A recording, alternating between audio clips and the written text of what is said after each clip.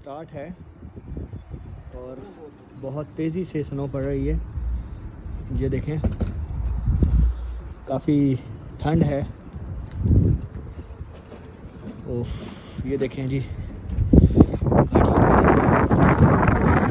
Snow जमना शुरू हो रही है। ओह, अस्सलाम वालेकुम। देखें जी, अभी स्नो हुई है थोड़ी देर पहले और अब ज़रा मौसम कुछ साफ़ है।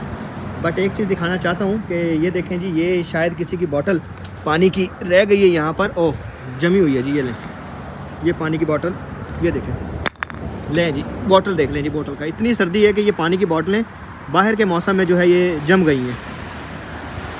ये देखें जी, ये वेदर देखें, धूप निकल रही है, दर्जा हरारत उसके बावजूद भी जो है वो माइनस में चल रहा है।